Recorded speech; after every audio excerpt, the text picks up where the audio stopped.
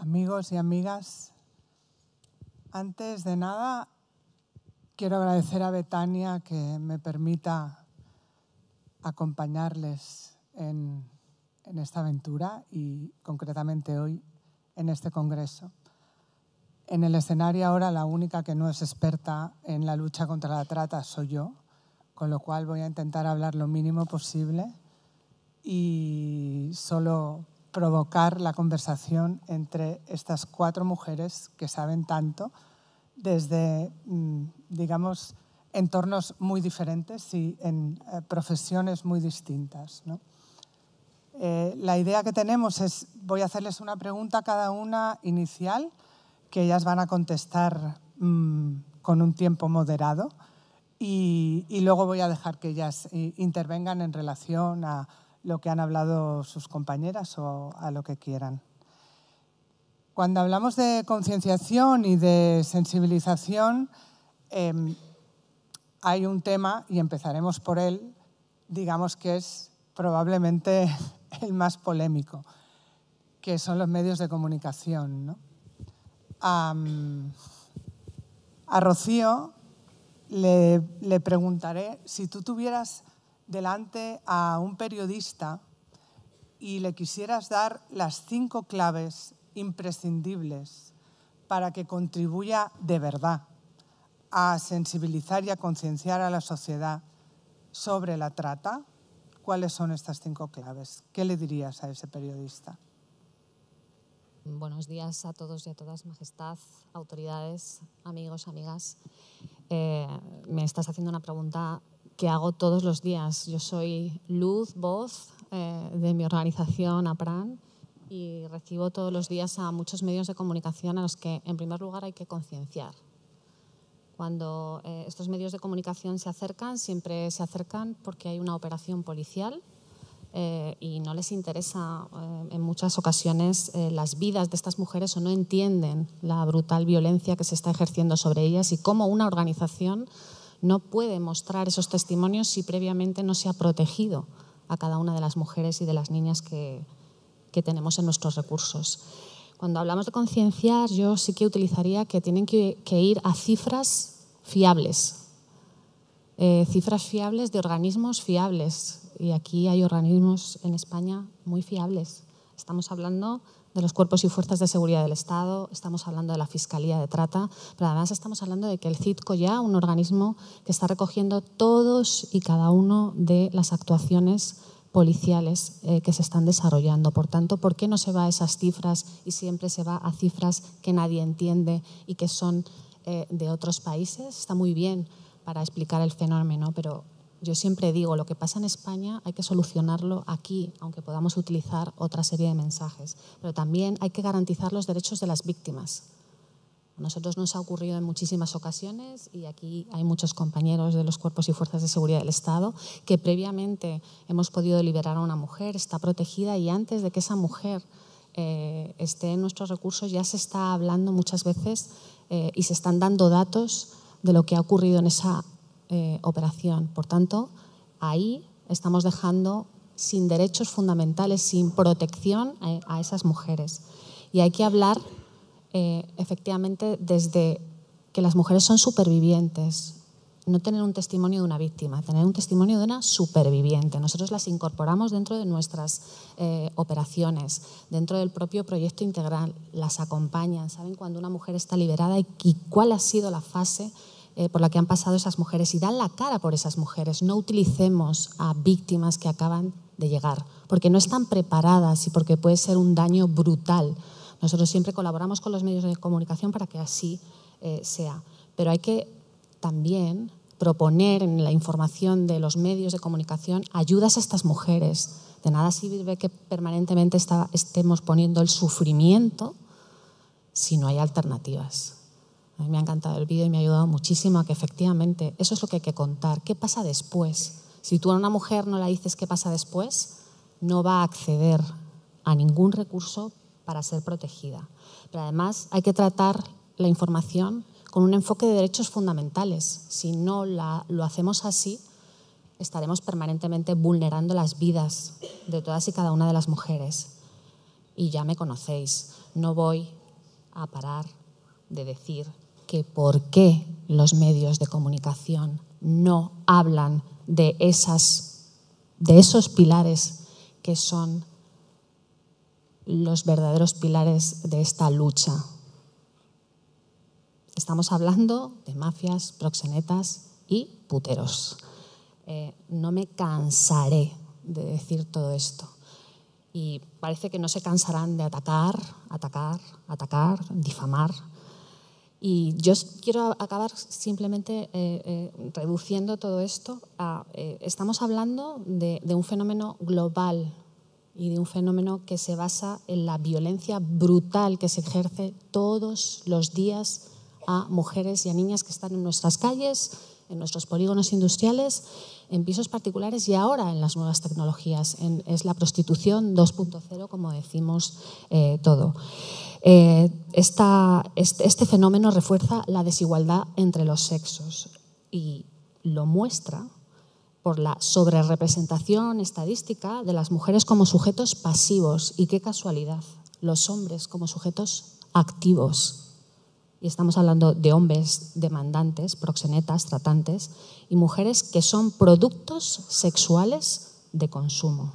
Y el precio es la excusa para hacerlos legítimos. Yo no quiero vivir en un país en el que el acceso a los cuerpos de las mujeres sea fácil y sea fácil para los tratantes, para mafias y proxenetas, el poder comprar a una mujer y a una niña. Basta ya de destrozar las vidas de miles y millones de mujeres que han pasado por todas las organizaciones, pero que habitualmente están entrando en nuestro país. Basta ya. Gracias, Rocío, y gracias también por tu brevedad.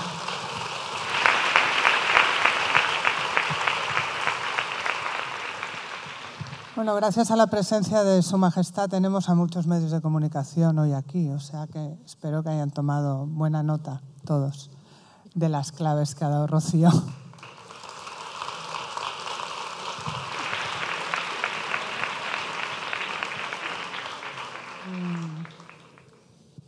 Lo que intentaremos es un poco contribuir a lo que nos ha pedido la fiscal, ¿no?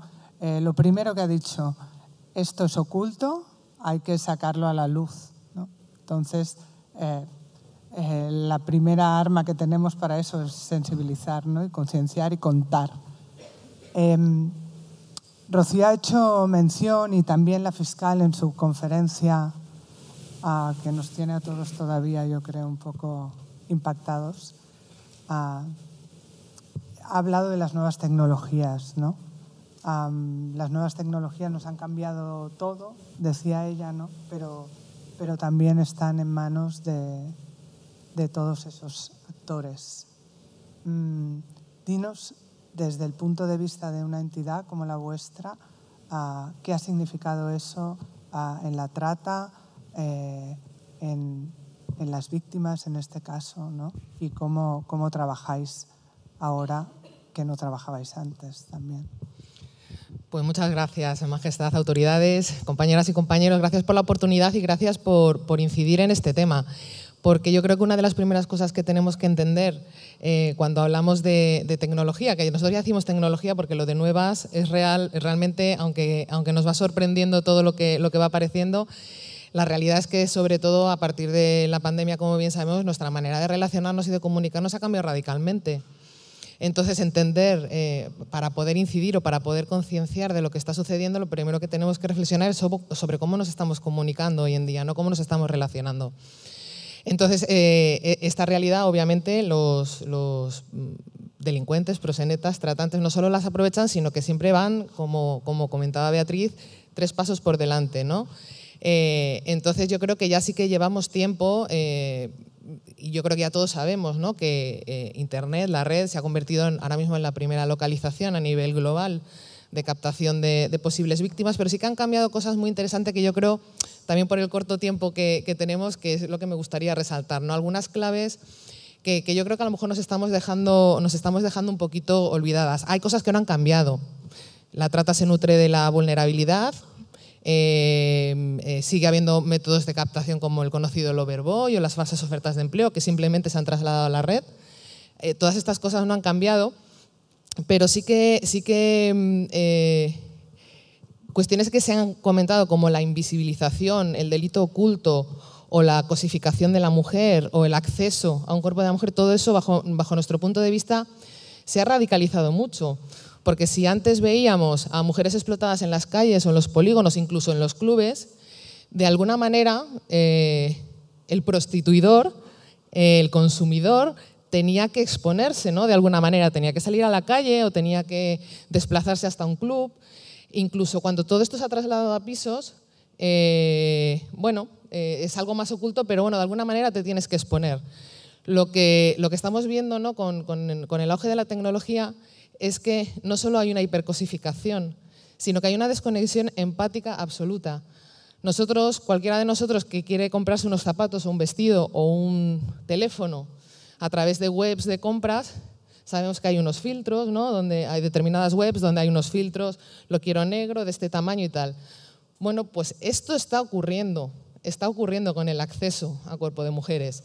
Tenemos webs donde ni siquiera una persona tiene que moverse del sillón de su casa. Simplemente con poner, quiero una chica de esta nacionalidad, de este color de pelo, de este tamaño de lo que sea, de este tamaño de lo que sea, y además quiero que venga a mi casa, en un solo clic le llega a su casa.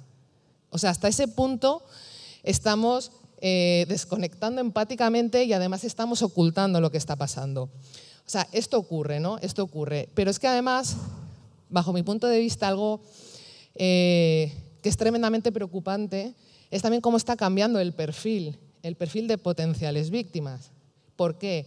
Porque tenemos un marketing de la explotación a través de las redes sociales a los que ya están accediendo nuestras hijas y nuestros hijos, nuestros jóvenes, que está cargado de eufemismos, porque ya no hablamos de prostitución, ahora hablamos de sugar babies y sugar daddies. Ya no estamos hablando de una necesidad o una vulnerabilidad socioeconómica donde una mujer tiene que buscar trabajo porque no tiene cómo mantenerse. No, ahora estamos generando en la juventud una serie de necesidades y una serie de vulnerabilidades que antes no existían. Y eso no lo digo yo, ni lo dicen los datos, eso lo vemos metiéndonos en los institutos y hablando con los chicos y con las chicas. Ahora la gente, los jóvenes tienen necesidad de acceder a determinadas experiencias, a determinados bolsos de marca, a determinadas situaciones que esas necesidades antes no se tenían y se están inculcando. Entonces, si todo esto lo vestimos de glamour, como sugar baby, sugar daddy, contratos de beneficio mutuo, aquí cada uno llega hasta donde quiere, o si estamos inundando las redes sociales de mensajes como, no sé si ustedes le ha salido en su móvil, ¿no? Pero se están inundando las redes sociales de entrevistas del tipo, ¿cuánto dinero tienes en tu cuenta? 280.000 euros. Bueno, ¿y esto cómo lo consigues? Pues vendo fotos de mis pies por OnlyFans. O vendo cosas, uñas, me corto las uñas y las vendo. Y gano 30.000 euros a la semana. Entonces, este es el mensaje que estamos lanzando a nuestros jóvenes. Yo tengo hijos, aparte de ser profesional, tengo hijos. Y mis hijos me lo dicen. He visto un youtuber que ha vendido una foto de no sé qué y le han dado 200.000 euros. Mamá, yo quiero hacer eso. Entonces, todo esto lo estoy contando un poco de manera anecdótica porque si no entendemos este cambio de paradigma y no solo lo que ya sucede, que sigue sucediendo y que tenemos que seguir denunciando y que tenemos que seguir visibilizando, pero ese germen que se está inoculando a las nuevas generaciones, generando nuevas necesidades y sobre todo no generando nuevas necesidades, sino dando soluciones, si haces esto, se acabaron todos tus problemas. Estamos ante un caldo de cultivo idóneo para que muchos jóvenes estén cayendo en esta situación. Por no mencionar lo que antes he mencionado, de todo este anonimato, esta desconexión empática, en el que ya no nos tenemos que mover de nuestra casa para poder acceder al cuerpo de una mujer, y por no hablar, por supuesto, del rápido y cada vez más precoz acceso al mundo de la pornografía por parte de los niños y las niñas. Que no es casualidad que estemos escuchando en las noticias manadas o violaciones grupales de menores. Cada vez los perpetradores son más jóvenes. Eso no es casual. Eso es por también el acceso, ¿no? Rápido a la tecnología. Pero bueno, un poco nosotros, pues desde nuestra entidad, todas nuestras campañas y las maneras de sensibilizar que tenemos es intentando adaptarnos a ese lenguaje, adaptarnos a esos eufemismos, sacarlos, mostrarlos y decir, aquí hay peligro, ¿no?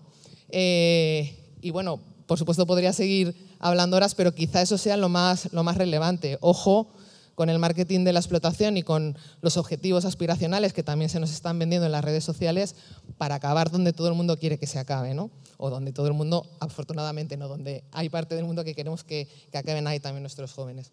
Entonces, bueno, eso es básicamente lo que hacemos. Luego podemos volver. Y una cosita súper rápida, y ya termino. Podemos señalar el problema, el problema de cuál es la dinámica de la trata o de la explotación en las nuevas tecnologías.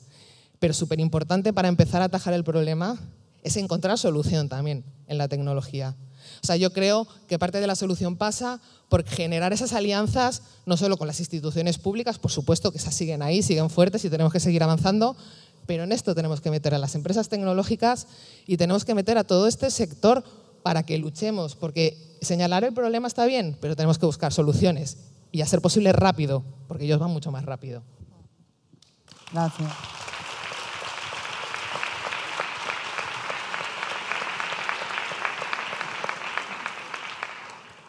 Kaisa, quería preguntarte, con lo que tú conoces de la realidad sueca, ¿qué ocurre para que una sociedad esté madura para una ley abolicionista? Y luego, la puesta, digamos, en escena de esta ley, ¿qué genera en esa sociedad, ¿no? También en cuanto a la concienciación y a la sensibilización. Muchísimas gracias, es un honor estar aquí. Bueno, primero de todo, ¿de dónde viene la trata? La trata viene de la prostitución, ¿no? La prostitución es la raíz de la trata. ¿Qué es la prostitución? Es sexo entre dos personas, una que quiere y otra que no quiere. Es la base de toda prostitución. Si dos personas se quieren, no se pagan. Por eso digo que el que respeta no paga y la que quiere no cobra. Y por eso digo que no hay prostitución voluntaria. ¿De dónde viene la prostitución? De la compra de sexo. La compra de sexo es la raíz de la prostitución. La raíz de la prostitución no es la pobreza, no es la migración, no es el hecho de que alguna chica vaya por internet queriendo entrar en OnlyFans por comprarse una bolsa. O sea, la raíz de la prostitución es la compra. Y es cuando al fin cambiamos el chip, ¿no? Para entender eso, que podemos encontrar soluciones eficaces, ¿no? Al problema de la trata. Yo vengo de Suecia, el primer país en adoptar una ley abolicionista que hicimos en el año 99. Nos dimos cuenta en el año 81 que la prostitución era un problema. A partir de un estudio, un informe estatal que fue entrevistando a un montón de mujeres en prostitución y se dieron cuenta que la prostitución era una tragedia. Entonces, ¿qué pasa en estos 20 años? Se hacen un montón de campañas de sensibilización. Era una pérdida de tiempo, o sea, no resultaron en nada. Sí es verdad que resultaron en el hecho de que muchas personas se dieran cuenta que la prostitución era un problema, pero lo que no cambió fue el comportamiento del putero, o sea, la compra de sexo. Eso seguía igual, ¿no? Y después vino lo que es la trata, el internet, los móviles, y por eso nos dimos cuenta de que hay que actuar de una manera mucho más dura, ¿no? No basta con campañas, porque teníamos carteles, ¿no? Por todas partes. La trata existe porque tú compras, bueno, cosas así, ¿no? En el metro, en la educación. Pero bueno, la compra de sexo seguía, ¿no? Entonces, en 99 adoptamos una ley que estipulaba que el que compra sexo o intenta comprar servicios sexuales será condenado a una multa, que ahora se ha endurecido, ahora ya no es multa, ahora es cárcel. Entonces llevamos unas décadas con esta ley y puedo decir que ha sido muy eficaz, nos ha ido muy bien. Por suerte nos hemos salvado de esta ola de trata de personas que va por Europa, que en vez esa ola se fue a Noruega. Y entonces Noruega se vio obligada a adoptar la misma ley justamente porque la mafia nigeriana se trasladó a Noruega. Entonces, vemos que la ley ha sido muy eficaz en bajar la compra de sexo, que antes de la ley era 16% de los suecos que compraban sexos, después de la ley son 9%, que igual es muy poco comparando con los otros países europeos, ¿no? Entonces algunos dirían, bueno, pero eso es Suecia, ¿no? Es seguro que los suecos son diferentes, igual ya eran así, a lo mejor aquí no va a funcionar. Y entonces tengo una cifra muy interesante que es de Dinamarca. En Dinamarca, que tiene una cultura muy parecida a la sueca, 22% de los hombres compran sexo. Y eso se acerca hasta a los niveles de Alemania. ¿Y eso a qué se debe? A que en Dinamarca la industria de sexo es legal. El proxenetismo es legal, ¿no? Entonces, todo lo que no pudimos hacer con campañas de sensibilización, lo hicimos con esa ley. Porque esa ley en sí fue clave. Puedes ir a todos los colegios del mundo diciendo que está mal comprar sexo, pero si sigue siendo legal, no se debe, pero sí que se puede, ¿no? Es un poco extraño. Entonces, con esa ley realmente la sociedad puso su pie diciendo, mira, esto no se debe de hacer. Y también es conforme con las nuevas cifras de un estudio bastante interesante de la traumatóloga estadounidense Melissa Farley, que ha entrevistado a los compradores de sexo en 6 países. Y pregunta, ¿qué les disuadiría de comprar sexo? Pues 48% dice que un curso, ¿no? Un curso o un programa, asistir a un programa. Menos de la mitad. Más de 80% dice que la cárcel o una multa mayor es algo que les haría dejar de comprar sexo. Es una cifra solo superada por otra cosa que es una pesadilla de los puteros, que es foto y nombre en internet, ¿no? Eso es lo peor. Entonces yo creo que es muy importante, ¿no? que hayan otros países siguiendo a este modelo. Yo creo que la ley francesa aún es mucho mejor que la sueca, es mucho más amplia. Cambia además a unos códigos de educación y tal, incluso hay asistencia obligatoria a las víctimas, cosa que no hicimos nosotros, que fue un error. Y por eso yo creo que el modelo francés, como se ha dicho antes, es el modelo a adoptar, ¿no? Porque es muy bueno, es muy amplio. Además se hizo después de la ola de la trata, entonces es un país que es mucho más parecido a la situación de aquí de España, ¿no? Y yo creo que eso demuestra también las cifras de los compradores de sexo en los varios países, ¿no? Por ejemplo, de los 9% de los suecos que compran sexo, 80% lo hacen en el exterior. Y eso quiere decir que el modelo funciona, porque si no hubiera toda una industria clandestina, ¿no? Es igual como los franceses a veces vienen aquí a la frontera o van a otros países a comprar, eso porque tienen miedo de comprar en su país, ¿no? Y yo creo que eso demuestra que funciona. No se puede acabar con la prostitución de un día a otro, obviamente. Eso sería la primera ley en la historia del mundo capaz de acabar con el crimen. Ya sabemos que eso es imposible. Lo que sí se puede hacer es acabar con la industria como tal. En Suecia sí que hay prostitución, pero con minúscula, no con mayúscula, ¿no? No hay industria, no hay publicidad.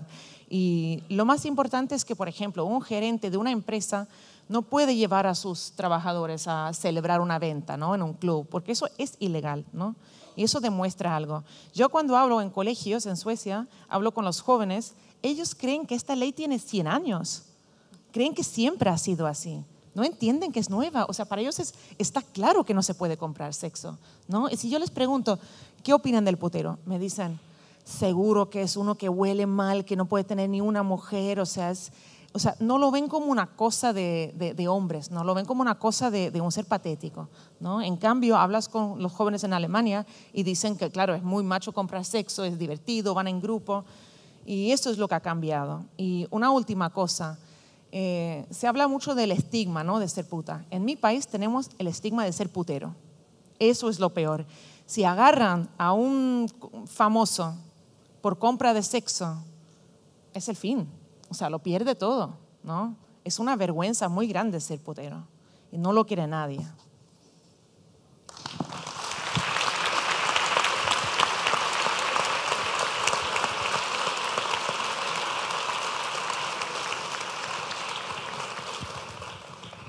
Gracias, Kaisa. Bueno, luego os daré la oportunidad de rebatir, si queréis, esta idea de que lo que hay que hacer son leyes y que la sensibilización sirve de poco, ¿no? Pero está claro que Kaisa se coloca en una situación donde vivimos en una sociedad llena de puteros, ¿no? Y de proxenetas y de mafias. Pero tenemos a unos niños que ahora son pequeños y que todavía quizá no han llegado a ese punto, ¿no?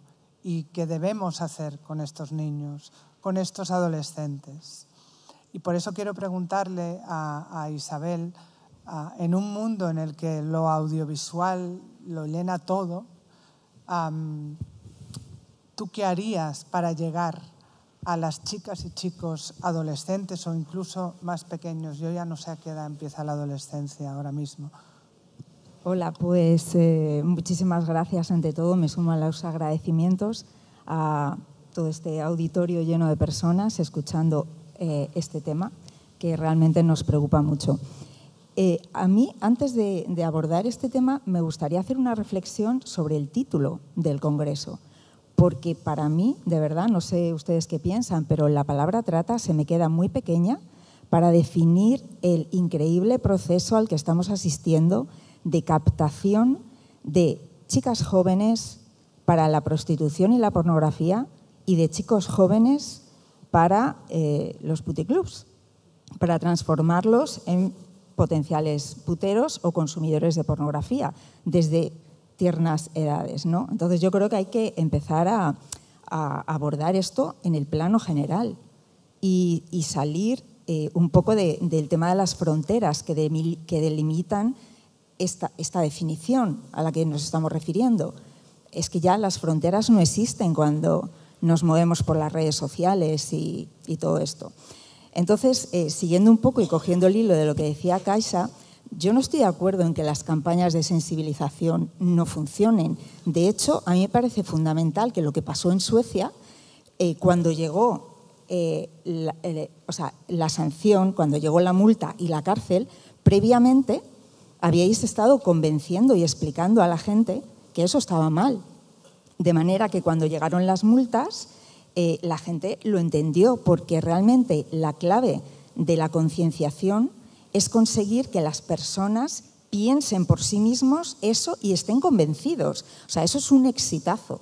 Lo de llegar a un colegio y que los adolescentes lo den por hecho, o sea, les parezca de sentido común, eso es el gran éxito. Por eso en el feminismo siempre decimos que todas las luchas feministas y el derecho a no ser prostituida es una, siempre terminan con, o sea, empiezan siendo luchas y acaban siendo cosas de sentido común.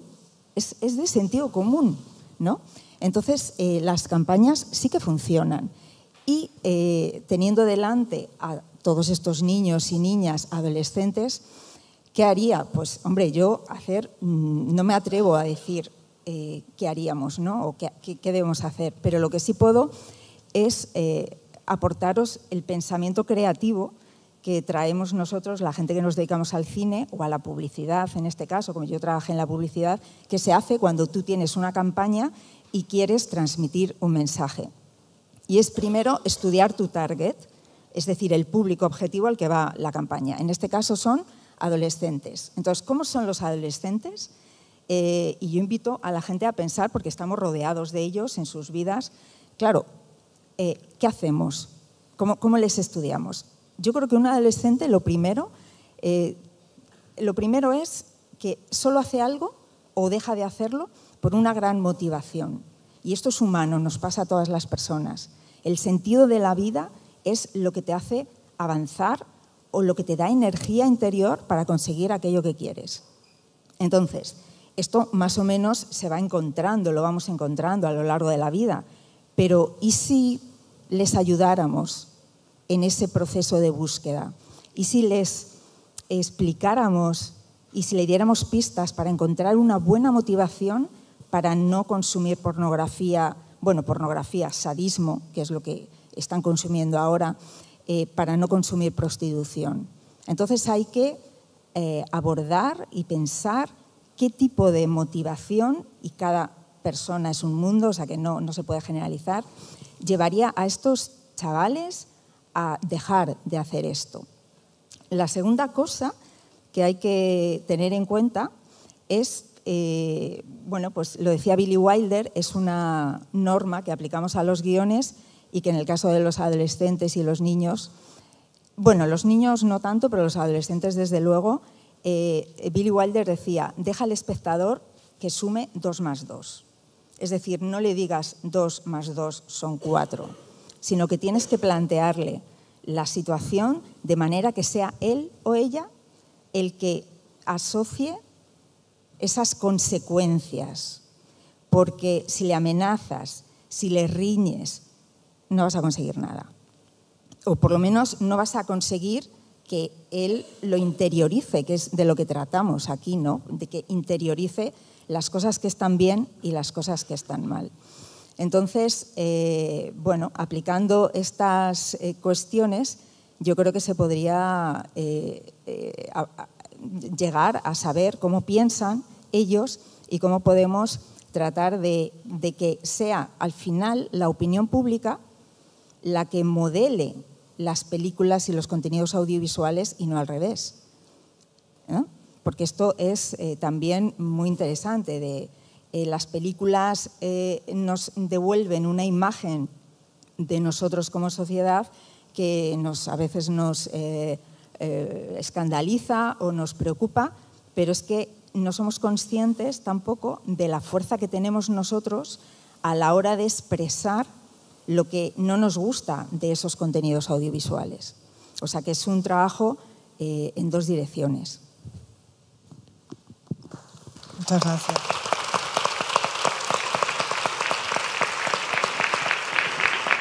¿Quieres hablar, Eva?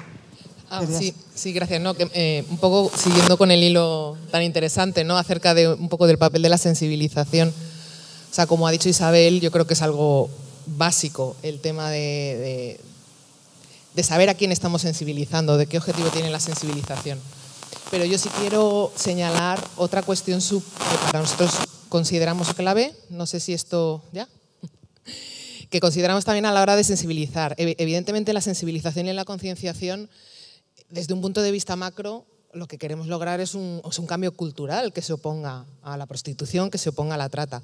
Eso desde un punto de vista macro. Pero hay muchos micros que podemos ir haciendo y que son necesarios para llegar a ese macro. No solo cómo sensibilizamos a los jóvenes o a determinados actores sociales o a la sociedad en general, sino qué gafas nos ponemos las ciudadanas y los ciudadanos para aprender a identificar y a que nos salten las alarmas ante determinadas situaciones. Y eso lo vemos nosotros en el día a día, ¿no? Podemos trabajar con yo creo que todas las personas que estamos involucradas o que estamos especializadas, ¿no? en este tema, pues lo tenemos claro. Pero cuando tú hablas con cualquier persona de la calle o incluso sales a hablar de estos temas a sectores que no están nada familiarizados, sector privado, empresas, ciudadanos o ciudadanas de a pie, y empiezas a dar determinadas claves, se sorprenden. O sea, no es una realidad conocida. De ahí también la importancia que decía Rocío, ¿no? De que los medios también se impliquen en generar esta conciencia. Entonces, para nosotros, por ejemplo, lo que hacemos mucho también desde Diaconía es intentar dar herramientas a la sociedad en general para saber que a lo mejor lo que está pasando en el piso de al lado de mi bloque es algo raro, que me tiene que hacer reaccionar, o lo que está ocurriendo a esta chica que conozco y que coincido tomando café con ella y que, o sea, es muy importante no solo intentar generar un cambio cultural, sino dar las herramientas para que la gente le salten las alarmas ante determinadas cosas y sobre todo sepa cómo poder intervenir o cómo poder ayudar. Simplemente era también hacer valer este punto en la sensibilización que yo creo que es importante. Rocío. Sí, Rocío me había pedido la palabra. Abel, tú. ¿Te la cede? Sí, no, que se me había olvidado decir una cosa antes, ¿no? Estaba yo intentando definir nuestro público objetivo, hablaba de la motivación y entonces también quería hablar del punto débil. ¿Cuál es el punto débil de los adolescentes, pero también de las personas en general? Y es el sentido de la pertenencia, que es fundamental.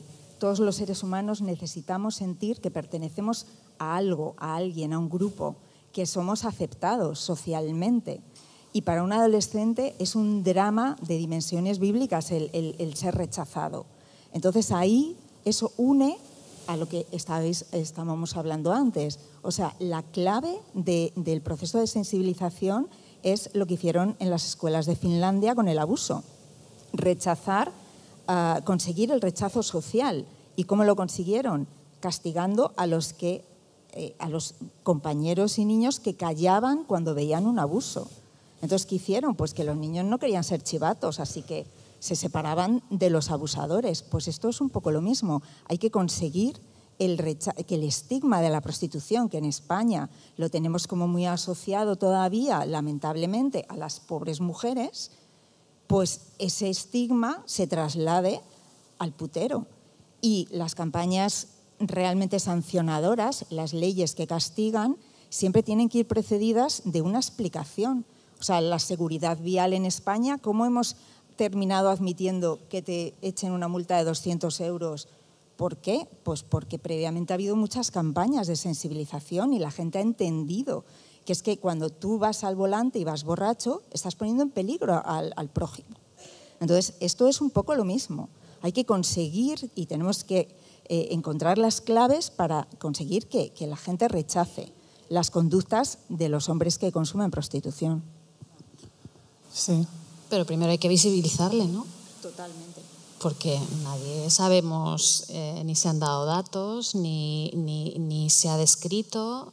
Y cuando tú dices que somos el primer país a nivel europeo que más está demandando a mujeres y a niñas para ser explotadas en nuestras calles, en nuestros polígonos industriales, y el tercer país a nivel internacional, todo el mundo dice que esa cifra te la inventas. Y no es una cifra mía, es una cifra de Naciones Unidas. No estoy de acuerdo con que la sensibilización no valga. Creo que la sensibilización vale y muchísimo. Tenemos ejemplos. Nosotros vamos a todos los colegios y vamos de vuestra mano y hemos hecho esa parte práctica de la teórica que hacéis y es maravilloso. Es maravilloso que haya niñas que te escriban un mail diciendo cómo están entrando en su Instagram, cómo las están ofreciendo dinero y cómo se sienten respaldados cuando haces y aportas esa información a los cuerpos y fuerzas de seguridad del Estado. Yo creo que es fundamental trabajar todos juntos y decir y visibilizar que trabajamos todos juntos. Y eso es una parte también de la sensibilización, para que igual que yo hace 37 años pasaba por la calle Montera y fue un shock para mí, y me dediqué a visibilizar y me entregué a esta lucha, pues que lo haga la sociedad. La sociedad tiene que dejar de estar de brazos cruzados, tiene que ser activa y para eso hay que activarla. Pero como es una sociedad que, por un lado, permite que niños tan pequeños vean lo que contaba Isabel, ¿no? Que ya no es ni pornografía, lo llamaba sadismo ella, y que al mismo tiempo estemos generando la figura del lector de sensibilidad que se dedica a recortar las novelas de Roald Dahl. O sea, ¿cómo puede ser la misma sociedad, ¿no? Y cómo incidimos y cómo sensibilizamos en una sociedad que tiene estas incongruencias tan grandes, ¿no? Yo creo que hay que seguir trabajando. Si nosotras hace 40 años hubiésemos dicho cómo vamos a cambiar la sociedad, pues nos hubiéramos ido, ¿no? Pero hay que seguir trabajando en la línea. O sea, yo creo que la sensibilización es importantísima. Nosotros no estamos preparados como sociedad. Hemos perdido mucho tiempo en un debate que es abolir o regular y seguimos. Yo soy consciente de que yo a lo mejor en mí ya no hay un debate, pero la sociedad tiene que tener ese debate porque no conoce la realidad. Pues mostrémosla. Voy a dar la palabra a Kaisa, que hace rato que me la está. Bueno, creo que ha habido un malentendido. La experiencia sueca lo que nos demuestra no es que la sensibilización no sirva para nada, sino que sola no funciona.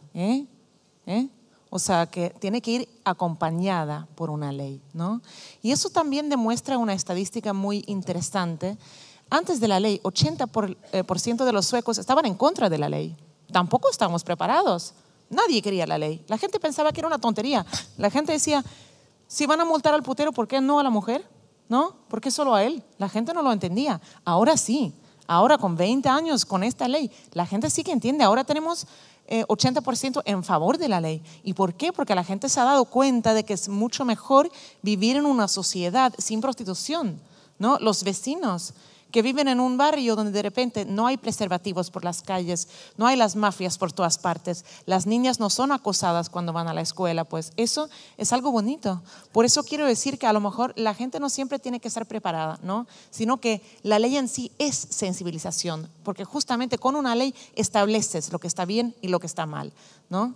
Y por eso digo que nadie en mi país extraña la prostitución. O sea, nadie quiere volver a los días de prostitución. Nadie dice qué bonito que era cuando había prostitución por todas partes. No, no. O sea, realmente cuando criminalizas la compra de sexo, no pierdes nada como sociedad, no se pierde nada. O sea, porque tenemos, por un lado, a un montón de mujeres que sufren, que sufren violencias, que son traficadas. 40% de las mujeres en prostitución, las mujeres en prostitución tienen un riesgo 40 veces más alto de morir que las mujeres fuera de prostitución. O sea, hay una violencia enorme. Y por otra parte, ¿qué tenemos? Que un hombre quiere comprar sexo con alguien que no quiere con él. O sea, ¿acaso es tan importante como para proteger ese derecho? Yo creo que no. Eva. No, nos iba.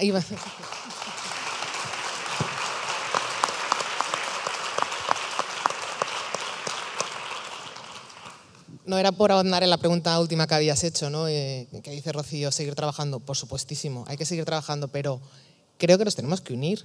O sea, yo creo que ese es el mensaje más unirnos, alinearnos y además, insisto, implicar en esta lucha sectores que ahora aparentemente parece que no tienen nada que ver, pero todos tenemos, o sea, alinearnos, seguir trabajando y luego seguir reflexionando sobre las estructuras que de alguna manera, o sea, yo creo que esa es un poco la parte más lenta pero más necesaria, reflexionar sobre las estructuras que están sustentando la trata y la explotación en nuestras sociedades, machismo, racismo, pobreza, vulnerabilidad, con modelos de consumo, desigualdad.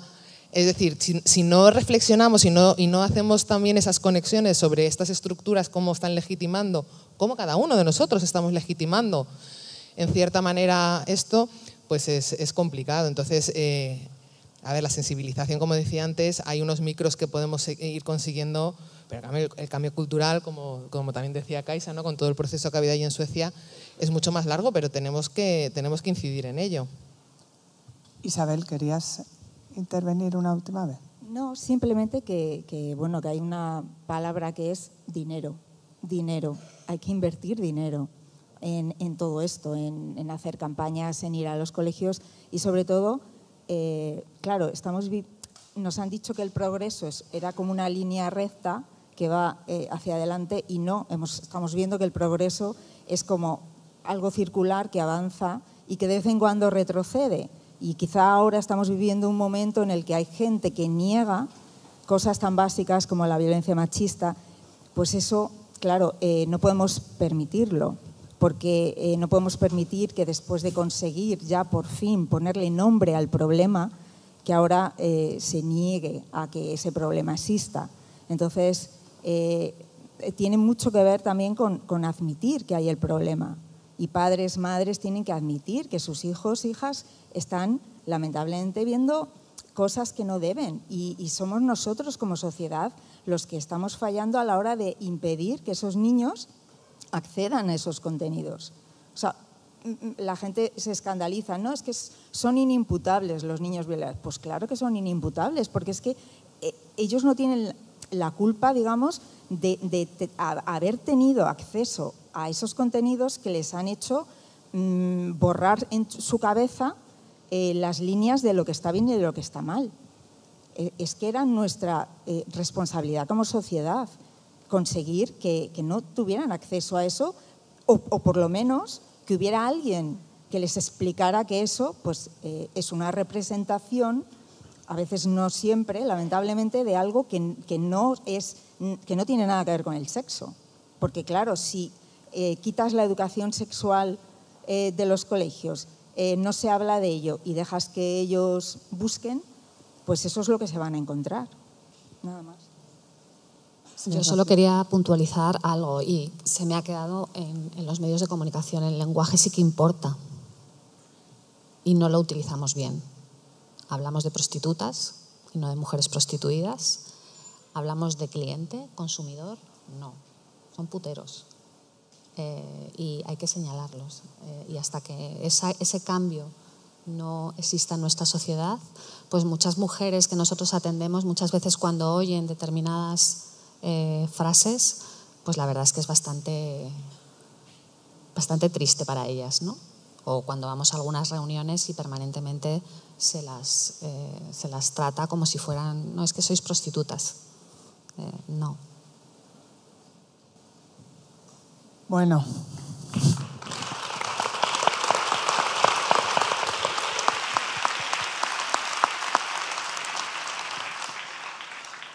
Pues hasta aquí esta mesa.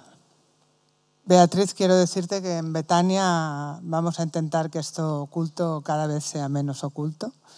Y muchísimas gracias por haber estado aquí con nosotros, por haber dado estas visiones tan diferentes, que creo que también es importante, ¿no? para ver cómo seguir juntos en esto. Gracias, Majestad, otra vez. Gracias a todos. Muchas gracias.